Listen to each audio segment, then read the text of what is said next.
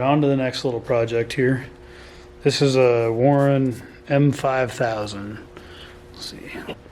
This thing's been sitting on my shelf for quite a while. Pretty sure it works, but I'm going to disassemble it, clean it all up, and kind of refurbish it. We're going to take these bars off.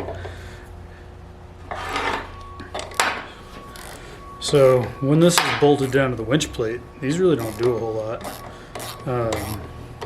They keep the top from spreading, but most of that is controlled by the winch plate.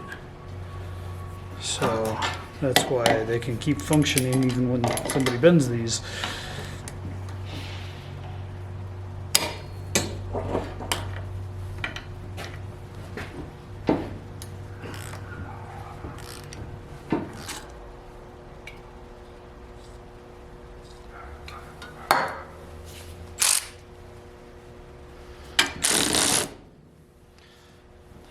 Back the other way.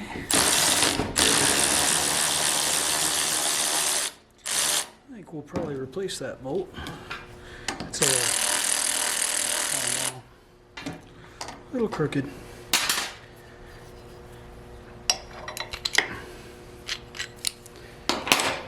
So it's pretty bent. If we can't bend that back, which it'd probably break when we try to bend it because it's aluminum. So if we can't bend that back, I'll build a new one of these out of steel.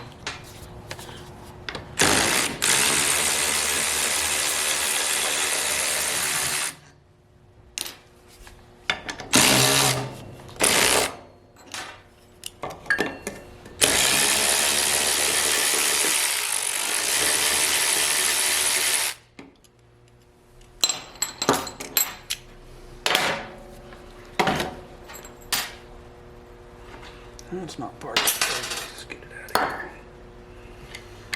here. Oops. Alright, so now that that's off, this thing will come apart. I got 3 real components of a winch here, at least this style winch. Got the drum, where your cable spools, your rope, whatever. You got the motor end of things, which when the motor spins, it turns this guy in the center here, which connects to this shaft here, which, let's see, turns the gearbox. So I don't know if you can see this real well. When this turns, this is turning too. Here, let me get a drill. So when I turn the motor, you can see that spinning. Let's see, zoom on in. So the motor spins really fast, the winch spins really slow. So this gear here engages with the drum right here, these splines, and that's what spins the drum. And then down inside of here, what that is the brake. So that motor has to overcome the brake, and in one direction it spins very easily, in the other direction it doesn't. So that's why, anyways, it moves pretty easy one way and not the other. The reason that's important to know is because when you spool your winch cable out under power instead of free spooling, it can cause this drum to heat up, especially if you're using synthetic. If you did it a lot, you could cause some damage to the rope. One thing I do notice, this guy,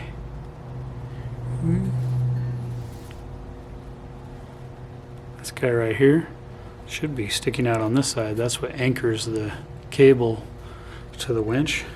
Looks like it got broken off. Let's see if I can just take it out of this side real quick.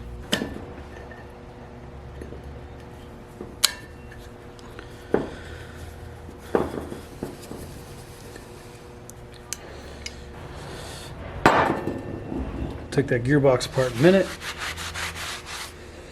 Let's take this motor apart real quick.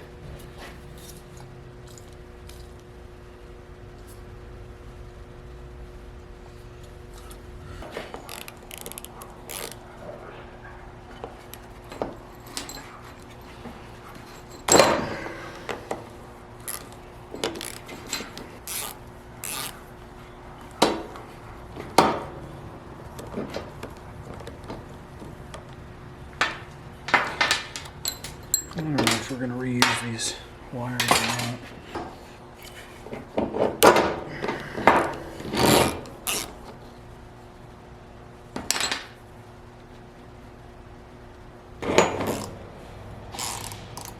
And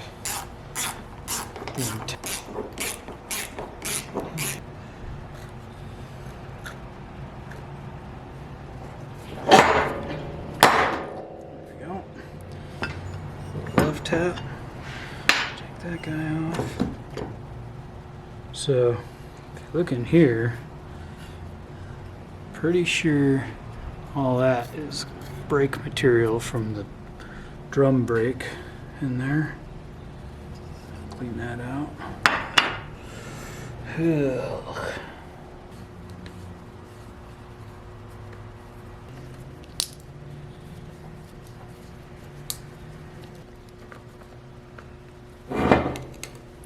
Just all kind of boogered up, so they don't want to fit through the hole. There we go. There. Hey! Well, that's not going to work so well. That wire's broken. The brushes. Oh, both wires for the brushes are broken. So, imagine this motor got a little overheated at one point. Maybe what I'll do is I'll just take this motor down to the motor shop and have them go through it. Let's take a look at this gearbox. Anyways, set that aside. That gear, set that aside. We're going to take all these Allens out. That loosens up, pulls out. Not loose enough yet. There we go. And that's just a cam. Moves back and forth, slides a gear up and down.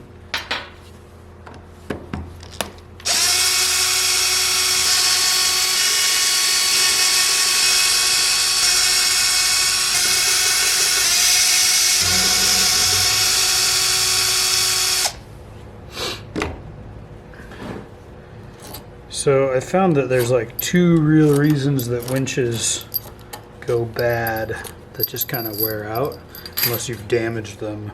It's because this gearbox gets dried out, the oil in it kind of, or the grease in it gets dried out, or the motor gets corroded. So a lot of times I'll just go through my gearbox every couple years and lubricate it. Jackpot. See, there's some grease in there. The grease is still pretty squishy. That's pretty good. So we'll clean that all up, re-grease it. Set that out of the way for now. Okay, here's our planetary set. Pull that out of there. Okay. Everything inside this thing looks pretty good. So we'll like put that in the parts washer and clean it all up.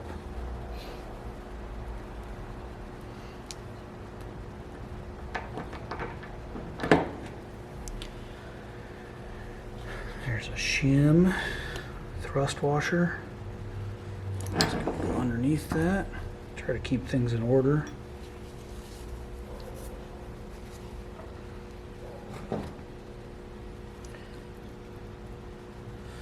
Another planetary set. It starts from this sun gear down inside of here. That's what that drive shaft spins. This goes in, spins that sun gear. That sun gear turns these planetaries, at a much slower rate, which turns this sun gear, which turns the next set of planetaries, which turns the next sun gear, which turns the next set of planetaries, which turns this sun gear, which connects to the drum. So everything looks pretty good. Get it all cleaned up and re-grease it and put it back together. I don't think I'll film the cleaning up process, but I'll film the assembly process when we do that. And I'm going to send that motor out, get it rebuilt, and see if I can also straighten this guy out. If I can't straighten this out, I've got some steel tubing that's about this size, and I'll just weld some nuts into the end of it and replace this. So yeah, watch for part 2.